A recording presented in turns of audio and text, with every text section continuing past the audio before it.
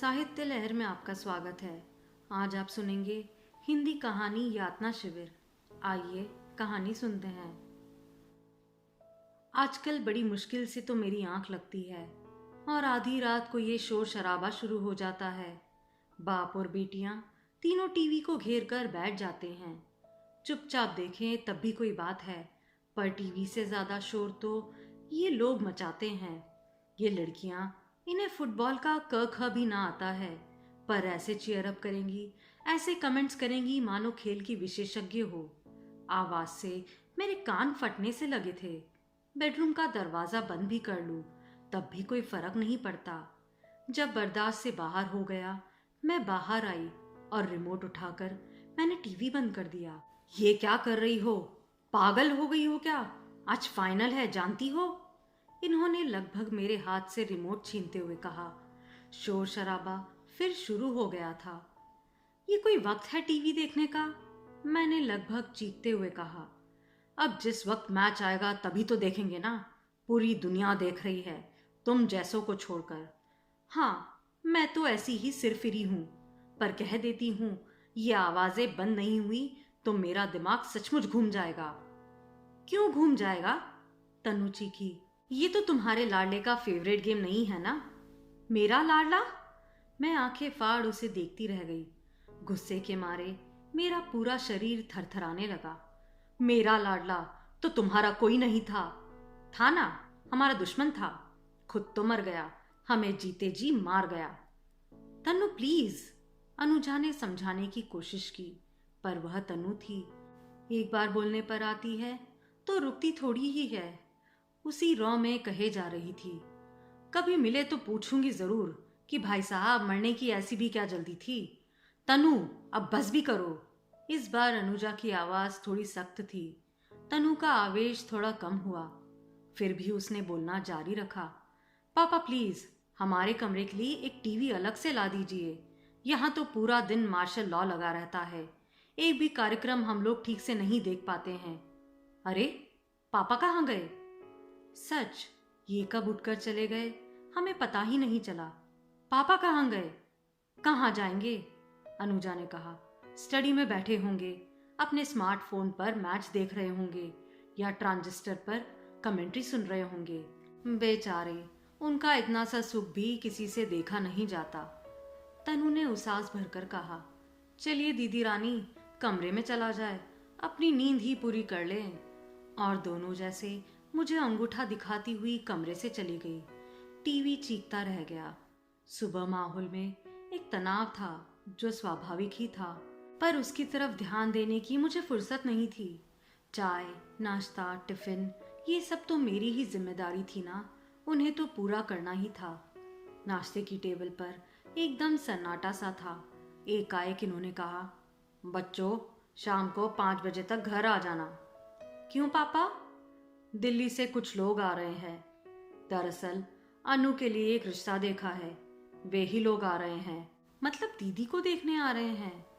पापा, ये देखना दिखाना इज सो इरिटेटिंग। बेटा, इसी बहाने हम भी तो उन्हें देखेंगे। इसे मेल मिलाप का एक जरिया ही समझ लो। मैं तो होटल में व्यवस्था कर रहा था।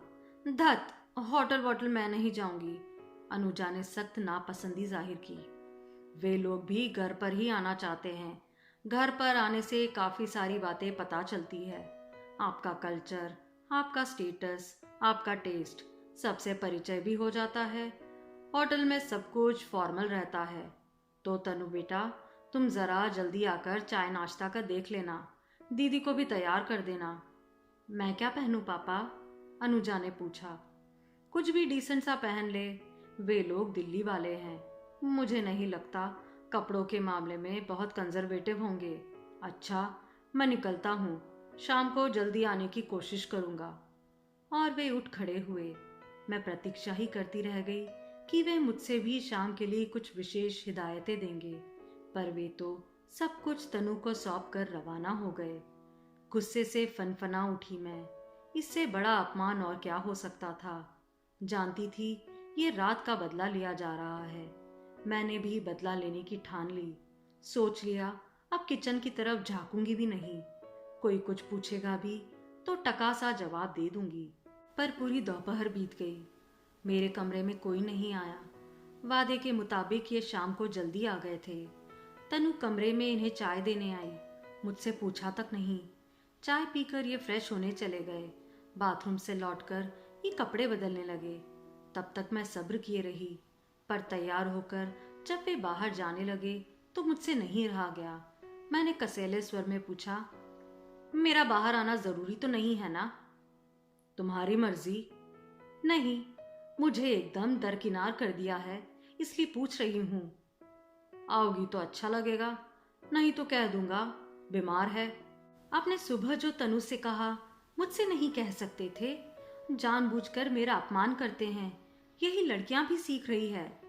देखो, इस समय मेरा दिमाग मत खराब करो, पहले मेरी बात का जवाब देते जाइए। तुम्हारी बात का जवाब यह है कि अनुजा की शादी में तुम्हें कितनी दिलचस्पी है, इस बात का मुझे पता नहीं है। वह 24 की हो रही है, एमएससी किए उसे 2 साल हो गए हैं, इधर उधर यूं ही टाइम पास जॉब्स कर रही है। पर तुम्हें शायद इन सब बातों का एहसास ही नहीं है। तुमने कभी नहीं कहा कि लड़की बड़ी हो रही है, अब उसके लिए लड़के ढूंढना चाहिए।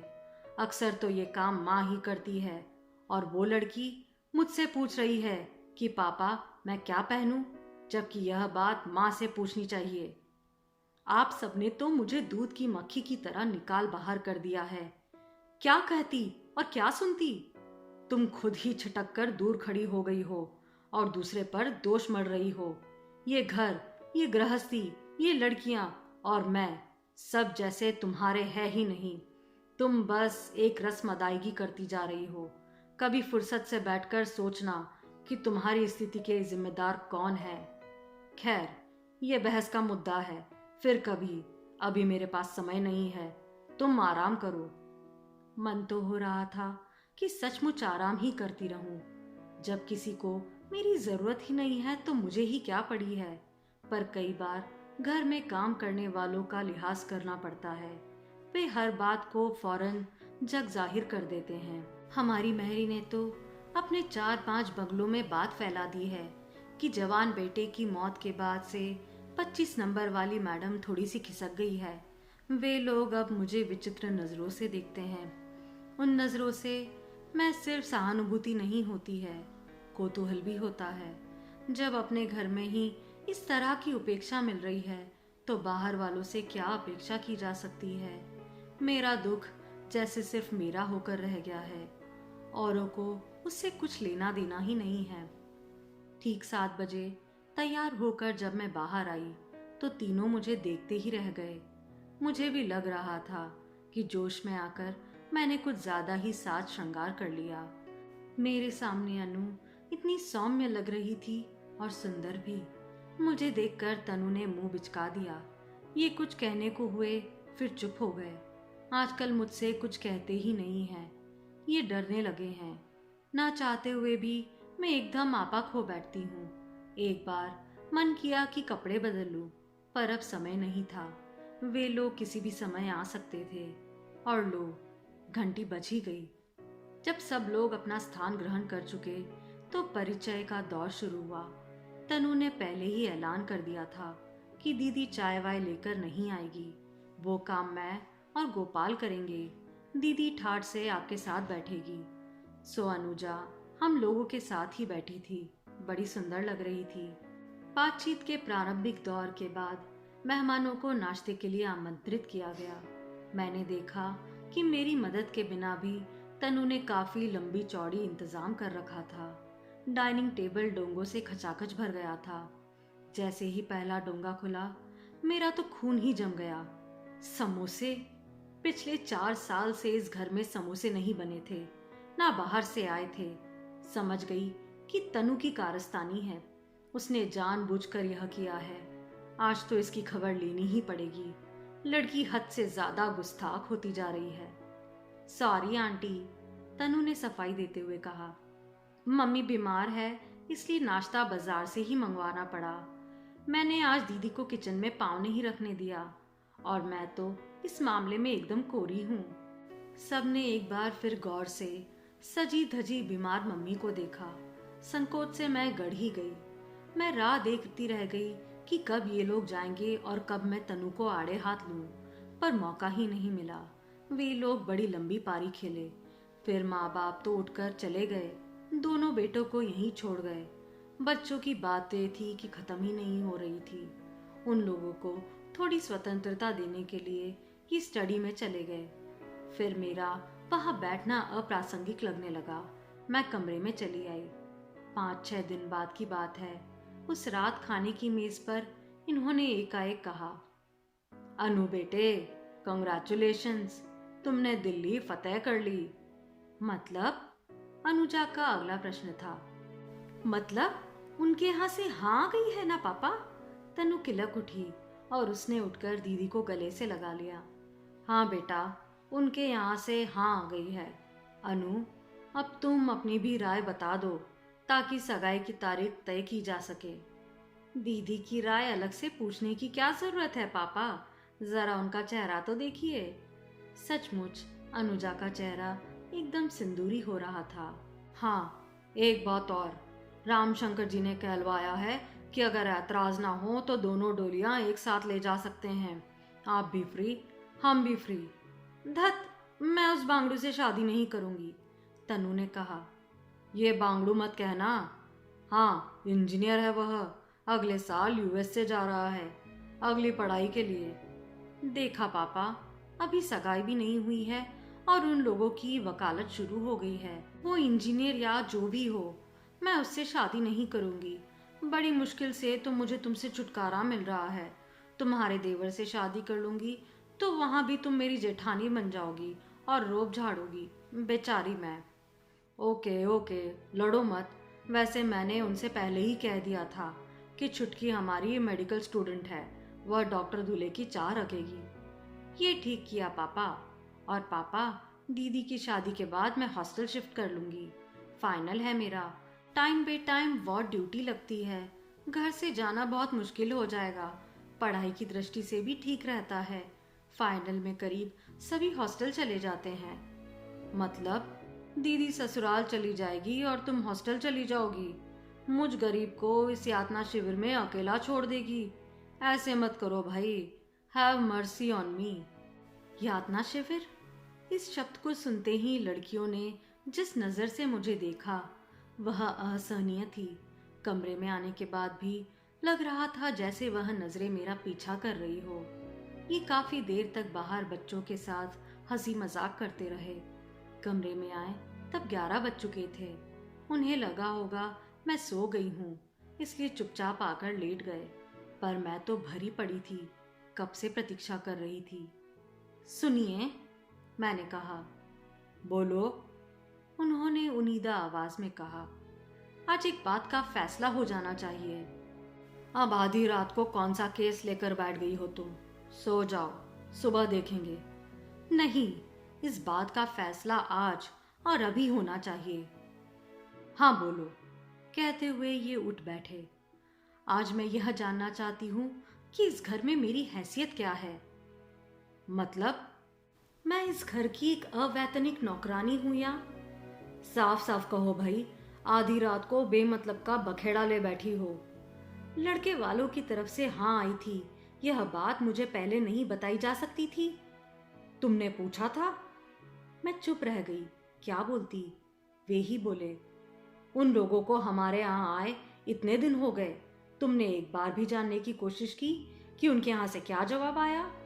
तुमने यह भी नहीं पूछा कि लड़का क्या करता है, उसके पिता क्या हैं। मेरे ख्याल से तो तुम्हें लड़के का नाम भी नहीं मालूम है। तुमने तो कभी कोई इंटरेस्ट ही नहीं दिखाया। तुम्हें कोई क्या बताएगा? तुम्हारे अहंकार को ठेस लगी है, इसलिए तुम तिलमिला गई हो। वैसे तुम्हें अनुजा की शादी में रत्ती भर भी रस नहीं है। उस दिन तुम उस महिला के पास इतनी देर बैठी रही, क्या उनके परिवार के बारे में कुछ पूछा? क्या तुम्हें पता है उनकी बेटी कहाँ ब्याही गई है? उनका अपना पीहर कहाँ है? वह हाउसवाइफ है या नौकरी करती है? कहने सुनने को 100 बातें थी, पर तुमने की नहीं, मुंह में दही जमाए बैठी रही। उस दिन समोसा देखकर मेरा दिमाग आउट हो गया था। मैं जानती हूँ तनु ने जानबूझकर यह शरारत की थी और आपकी शय पर की थी। यकीन मानो, इसमें मेरा कोई हाथ नहीं है। सारा मेन्यू लड़कियों ने तय किया था और उन्होंने जानबूझ के किया हो तो उसमें आश्चर्य क्या है। पिछले 4 सालों से इस घर में समोसा नहीं आया, गाजर का हलवा नहीं बना, क्रिकेट की कमेंट्री नहीं सुनी गई। 4 सालों से हमने तनु मनु का जन्मदिन नहीं मनाया, हम लोग कहीं बाहर घूमने नहीं गए, होटल में खाना नहीं खाया। 4 साल से हमने एक भी शादी अटेंड नहीं की। एक मुसलसल मातम घर पर छाया हुआ है। बच्चे बगावत पर उतर आए हैं तो आश्चर्य क्या है? यह सब झेलने की उम्र है उनकी। आप तो ऐसे कह रहे हैं जैसे यह दुख सिर्फ मेरा है और मैं इसे आप सब पर थोपना चाहती हूँ। सुनीता, मैं जानता हूँ यह हम सबका साझा दुख है। इसे हम सब मिलकर झेलते तो शायद यह हल्का हो जाता, पर तुम तो उसे अपनी जागीर बनाकर बैठी हो। तुमने इसे इतना बड़ा इशू बना दिया है कि लोग तो अब तुम्हें सहानुभूति देने से भी चिढ़ने लगे हैं। मेरे दोस्त घर आने से कतराते हैं। तुम्हारी सहेलियों ने किनारा कर लिया है। रिश्तेदार भी बिना मतलब के इधर उधर फटकते नहीं देते। औरों की बात जाने दीजिए। क्या आप भी मेरे दुख को नहीं समझते? क्या आपके मन पर खरोच नहीं आई है? खरोच? लड़का इतना बड़ा घाव दे गया है कि शायद जिंदगी भर भी नहीं भरेगा। पर फर्क यह है कि मैं उस घाव को भरने का जतन करता हूँ और तुम उसे हरा रखना चाहती हो। मैं उस दुख को सहलाने की अय्याशी नहीं कर सकता हूँ, क्योंकि मुझे नौकरी करनी है, 4 लोगों के बीच उठना बैठना है, घर परिवार का ध्यान रखना है, खासकर बच्चियों का मनोबल बढ़ाए रखना है। ये उनकी हंसने खेलने की उम्र है। उन पर यह उदासी की चादर क्यों डाली जाए? सुनीता, हम मरने वाले के साथ मर तो नहीं सकते। जिंदगी अगर बाकी है तो जीना ही पड़ता है, तो फिर उसे सलीके से जीने में क्या हर्ज है? कल को ये लड़कियां ससुराल चली जाएंगी तो अपने साथ कुछ अच्छी यादें तो लेकर जाए। अभी तनु कह रही थी कि दीदी की शादी के बाद हॉस्टल चली जाएगी। मैं सोचता हूँ यही ठीक रहेगा, यहाँ तो उसका दम घुट जाएगा। और आपके लिए भी तो यह घर एक यातना शिविर है, इसे छोड़ना नहीं चाहेंगे? मैं तो यहाँ रहने के लिए अभिशप्त हूँ। तुमने तो दीन दुनिया छोड़ ही दी है। मैं तो ऐसा नहीं कर सकता ना। और कल को लड़कियाँ पीछे मुड़कर देखना चाहे तो उनकी नज़र में एक घर तो होना चाहिए ना। पता नहीं क्या हुआ, अचानक मैं फकफका कर रो पड़ी। अब क्या हो गया भाई? कहते हुए उन्होंने जैसे ही मेरे कंधे को छुआ, मैं कटे पेड़ सी उनकी गोद में गिर गई। रुलाई के वेग में मेरा पूरा शरीर हिल रहा था और मेरे पीठ पर बालों पर चुपचाप हाथ फेर रहे थे। उनकी यह मौन सांत्वना बड़ी अच्छी लग रही थी। जब जी भर कर रो चुकी तो मैं उठ बैठी। रुंधे गले से मैंने कहा, तो अब अनु भी हमें छोड़कर चली जाएगी? हाँ, और कुछ दिनों बाद तनु भी। यह सृष्टि का नियम है सुनीता। बच्चे किसी के पास नहीं रहते, पंख निकलते ही उड़ जाते हैं। वैसे आज तुम मनु के लिए रोई, बहुत अच्छा लगा। मैं तो समझ रहा था कि तुम्हारी सारी संवेदनाएं मर चुकी है। इतने दिनों से मैं यह अपेक्षा का नाटक इसलिए खेल रहा था कि पता तो चले कि तुम एकदम पत्थर हो गई हो या तुम में अब भी कुछ स्पंदन, कुछ दुख दुखी बाकी है। मेरी परीक्षा ले रहे थे। हाँ, और तुम उसमें पास हो गई।